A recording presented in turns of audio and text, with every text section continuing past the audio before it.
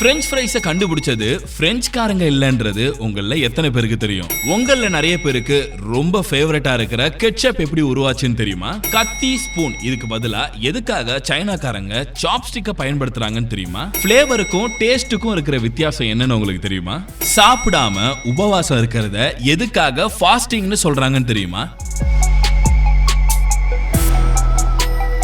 French ஃப்ரைஸை கண்டுபிடிச்சது பிரெஞ்சுக்காரங்க இல்லன்றது உங்கள எத்தனை பேருக்கு தெரியும்? பிரெஞ்சுக்காரங்க தான் பிரெஞ்ச் ஃப்ரைஸை கண்டுபிடிச்சதா சொல்லிக்கிட்டு இருந்தாலும் அவங்களோட தொழில்நுட்பம் வளர்றதுக்கு 50 வருஷத்துக்கு முன்னாடியே இந்த பிரெஞ்ச் ஃப்ரைஸ் உருவாயிடுச்சு.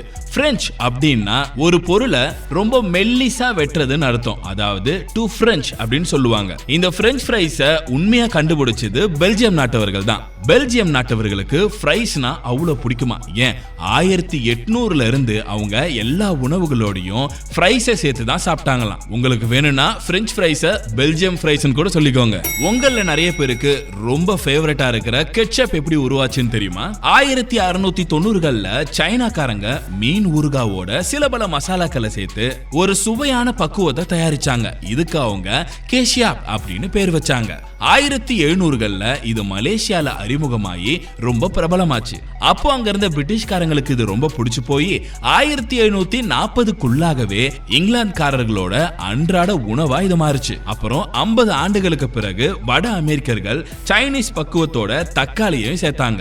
இப்படிதான் இன்னைக்கு நாம சாப்பிடுற கெட்சப் உருவாச்சு. கத்தி, ஸ்பூன் இதுக்கு பதிலா எதுக்காக சைனாக்காரங்க சாப்ஸ்டிக்க பயன்படுத்துறாங்கன்னு தெரியுமா? ஐரோப்பாக்காரங்க உணவு மேசையில உட்கார்ந்து சாப்பிடும்போது மாமிசங்களை முழுசா வச்சு அங்கேயே வெட்டி சாப்பிடுவாங்களாம். இத பார்த்த சீனர்கள் இது ஒரு காட்டு மிராண்டித்தனம் அப்படின்னு சொன்னாங்க. இதுக்கான காரணம் உணவு மேஜையில உட்கார்ந்துகிட்டு இருக்கிறது ஒரு உணவை சாப்பிடுறதுக்காக தானே தவிர அதை வெட்டுறதுக்காக இல்ல. நம்மளால எப்படி சாப்பிட முடியுமோ அந்த அளவுக்கு சின்ன சின்ன துண்டுகளா சமையல் அறையிலேயே வெட்டி சமைச்சிருவாங்க. அதை சாப்பிடுறதுக்கு போதுமானதா சாப்ஸ்டிக் இருக்கு. இது அவங்க நூற்றுக்கணக்கான ஆண்டுகளுக்கு முன்னாடியில இருந்தே பின்பற்ற ஆரம்பிச்சிட்டாங்க. ஆனா நாம ஸ்பூன், கத்தி இதையும் பயன்படுத்தல, சாப்ஸ்டிக்கையும் பயன்படுத்தல. நம்மளோட கைகளை மட்டும் தான் பயன்படுத்துறோம். இது ரொம்ப ஹைஜீனிக்னு மகாத்மா காந்தியே சொல்லியிருக்காரு. ஃபிளேவருக்கும் டேஸ்டுக்கும் இருக்கிற வித்தியாசம் என்னன்னு உங்களுக்கு தெரியுமா? ஒரு சாப்பாடை வாயில வச்ச உடனே நம்மளால அனுபவிக்க முடியற ஒரு ருசியை தான் நாம டேஸ்ட்னு சொல்றோம். இத வாயில இருக்கிற ருசி மொட்டுகள் தான் தூண்டி விடுது. ஃபிளேவர்ன்றது ஒரு உணவோட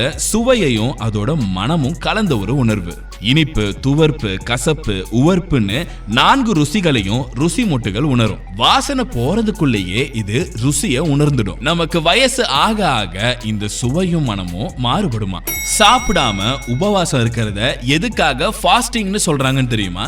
ஃபாஸ்ட் அப்படின்ற வார்த்தைக்கு வேகம் அப்படின்ற அர்த்தத்தை தவிர இன்னொரு அர்த்தமும் இருக்கு. அதுதான் உறுதியா புடிச்சுக்கிறதுன்னு அர்த்தம். சாப்பிடாம இருக்க பழக்கத்தை ஃபாஸ்டிங்னு சொல்றதுக்கான அர்த்தம் என்னன்னா உறுதியான தன்னடக்கம் அப்படின்றது.